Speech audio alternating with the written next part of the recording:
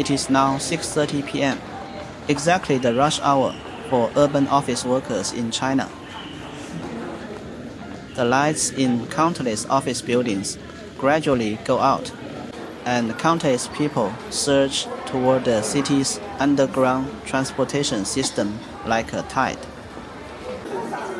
At the beginning of today's video, I will spend a few minutes taking you on a quick experience of the subway during rush hour in a large Chinese city to feel what is arguably the most efficient subway operating system in the world.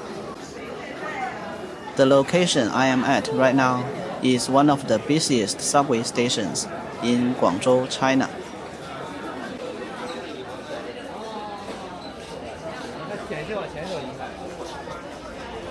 Next, I will take line 3, the subway line with the highest passenger volume in Guangzhou, back to the area where I live.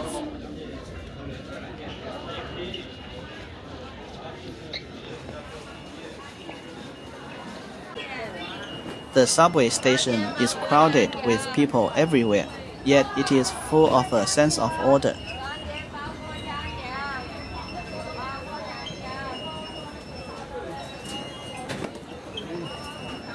Despite the surging crowd, everyone consciously lines up in single file, walking hurriedly but without disturbing each other.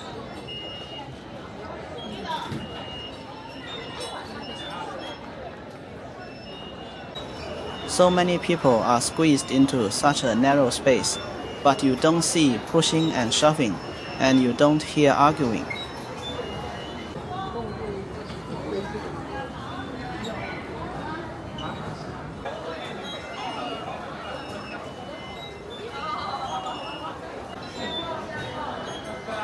When passing through the turnstiles, people form neat lines, swiping their cards one by one.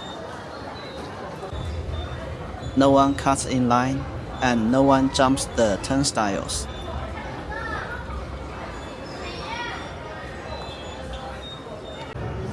This kind of order isn't maintained by security guards. It has already been etched into the daily habits of every Chinese person. This sense of order is actually a miniature reflection of the operating logic of Chinese society.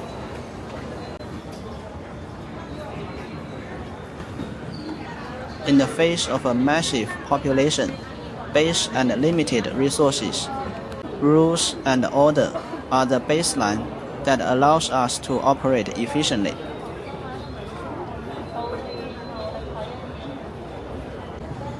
And behind this order, what I see even more is the unspeakable hardship and effort of ordinary Chinese white-collar workers.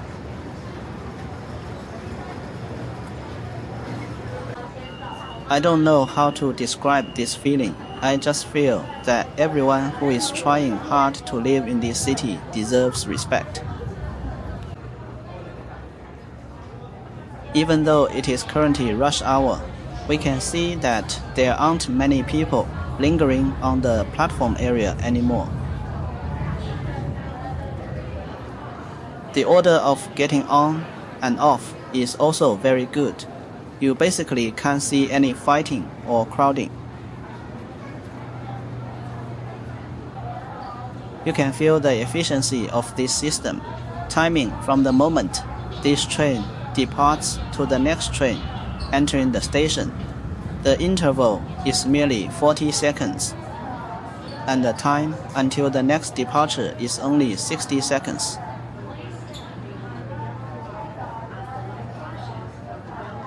You can imagine how massive and precise a dispatch system is needed to support this behind the scenes. I think in some Western countries, this kind of efficient public transportation experience is unimaginable.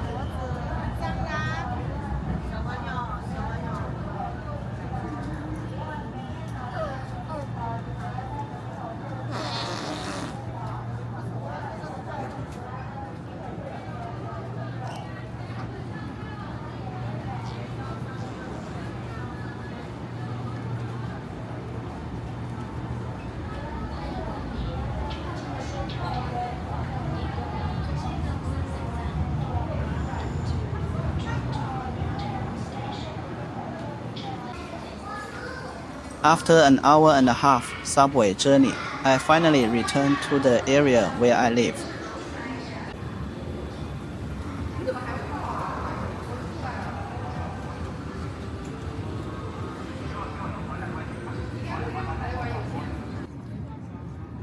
Above the subway station is a giant square. Every night, this place is occupied by crowds of people, exercising and dancing.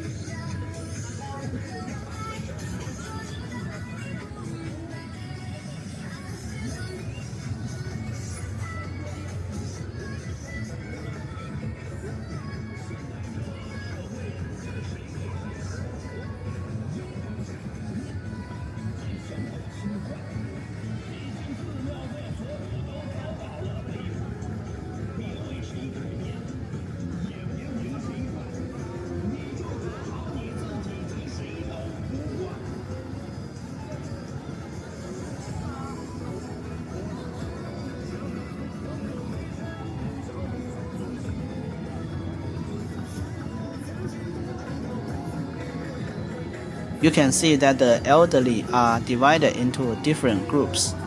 As long as you want to, you can join any group at any time, dance and exercise with them without needing anyone's permission. And no one will laugh at you for being unskilled.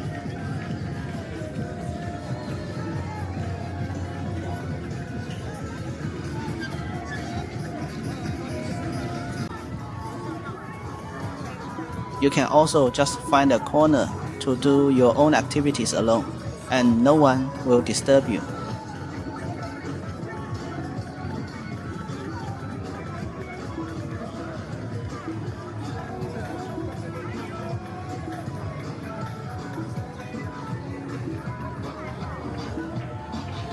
This is the unique living culture of Chinese elderly. In China, you can see similar scenes in almost every square in every city.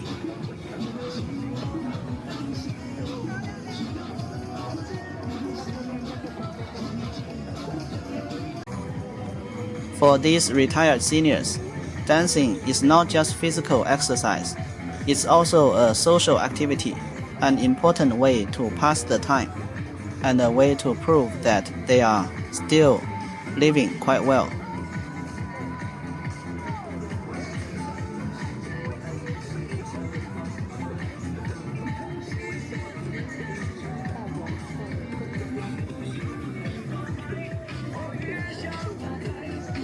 I think this state is very good. Getting old, yet still having enough energy and a healthy body to come out and be active every day and still maintaining enthusiasm for life.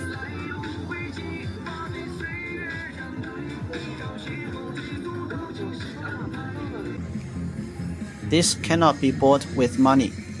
It is an optimistic attitude towards life.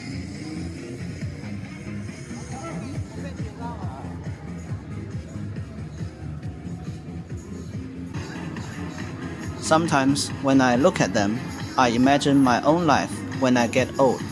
I don't know where I will be then, and I don't know if I'll have family by my side. But I hope I can be like them, able to go out for a walk and move around every day, instead of lying helplessly in a room.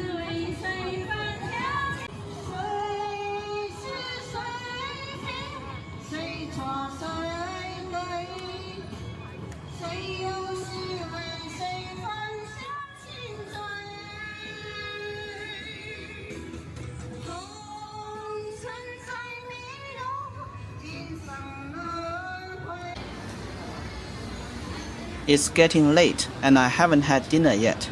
Now it's time to go eat dinner.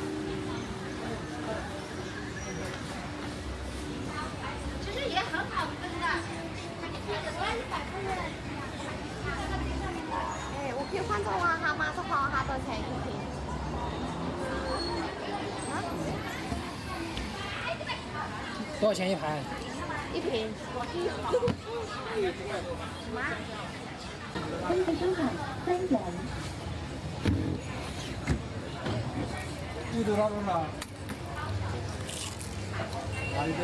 This is mung bean sweet soup, an excellent drink for cooling down in summer.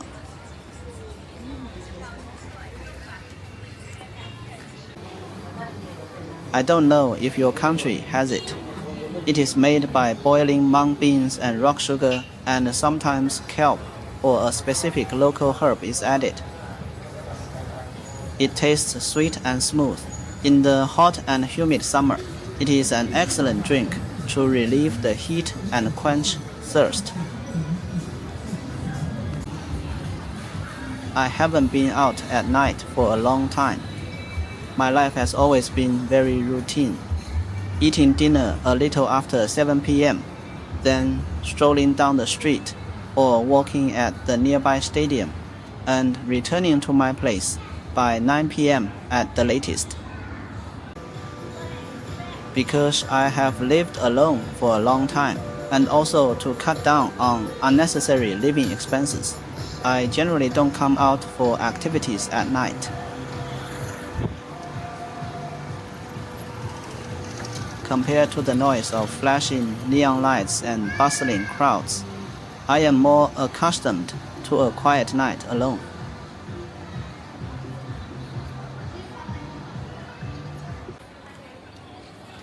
Inside this street, up ahead, there are various small food vendors.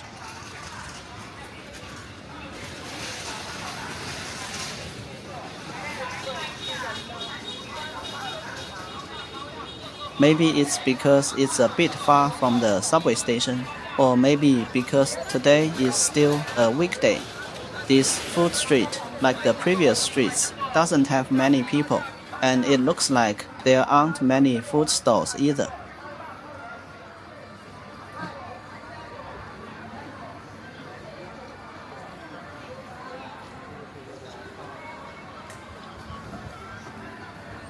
Street vendors used to be restricted or even banned in some large Chinese cities.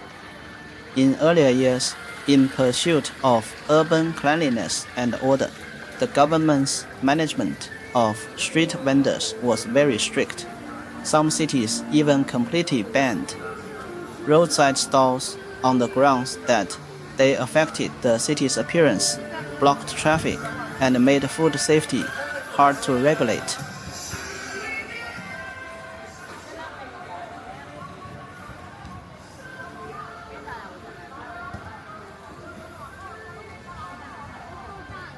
But the situation has changed in recent years. With changes in the economic environment, in order to give low-income people a chance to start a business at a low cost, increase their income, and add a sense of earthly vitality to the city, the government has lifted restrictions on the street, store economy, and night economy, allowing people to set up stores within designated times and areas.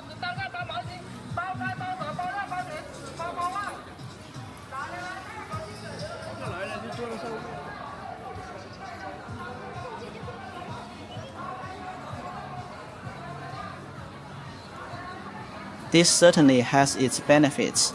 It gives many low-income earners a low threshold means of making a living and adds a breath of life to the city. But the downsides are also obvious. Hygiene issues, noise issues, and traffic issues are all difficult problems that urban management needs to face.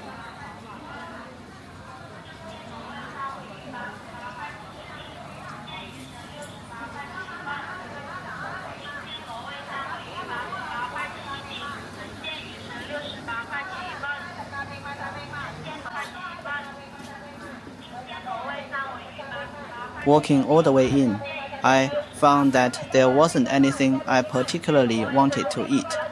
Finally, I decided to have some barbecue.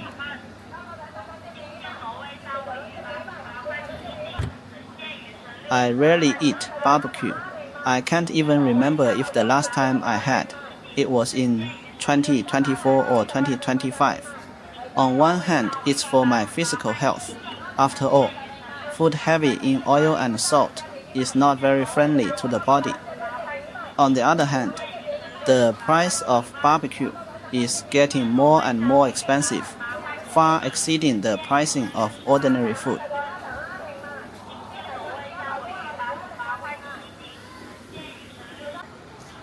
I ordered 2 skewers of leeks, 1 skewer of chili peppers, 1 skewer of zucchini, and a Pacific sorry. It cost 25 RMB in total, about 3.5 US dollars. To be honest, this price is quite expensive, but it doesn't matter. Indulging once in a while is also a spice of life. Durian is extremely popular in China, and thanks to the effective work of the Chinese government, the price of durian in China has dropped rapidly in recent years. 3 years ago, durian cost at least over 100 yuan per kilogram, but now it only costs less than half of that.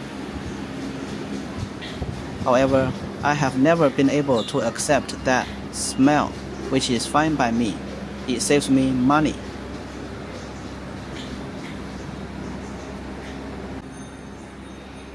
Summer in Guangzhou is very hot. Even though it's already this late, the air is still filled with a hot and humid breath. I need to buy a drink.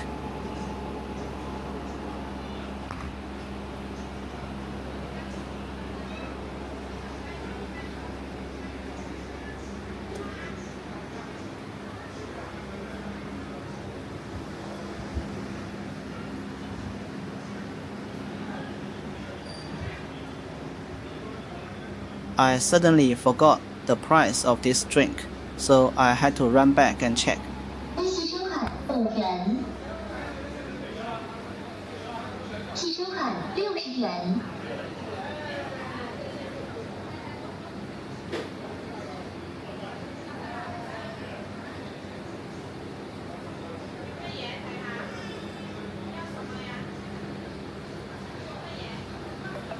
微信收看4.5元。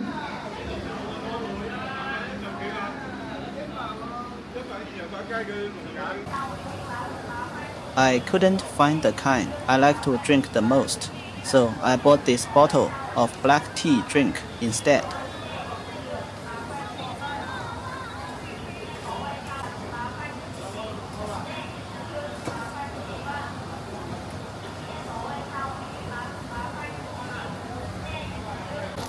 This is today's dinner. It looks like quite little, but for me, it's enough. You don't need to eat too much at night.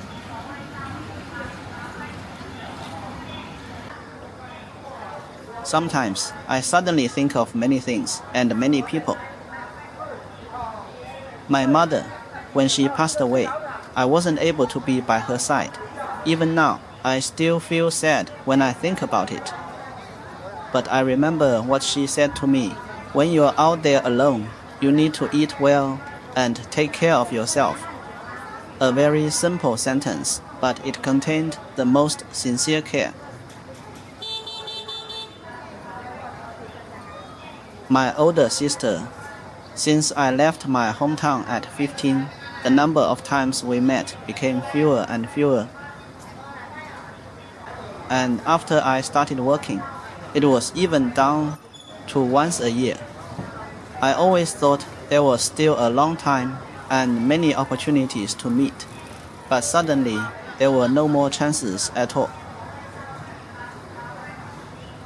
And many others who appeared and then disappeared in my life. Former colleagues, once close friends, people I spent a short time with, someone I once loved deeply. We used to eat together, chat, travel, laugh together, and argue together. But eventually, they gradually disappeared from my life, just like those old photographs that gradually fade and oxidize.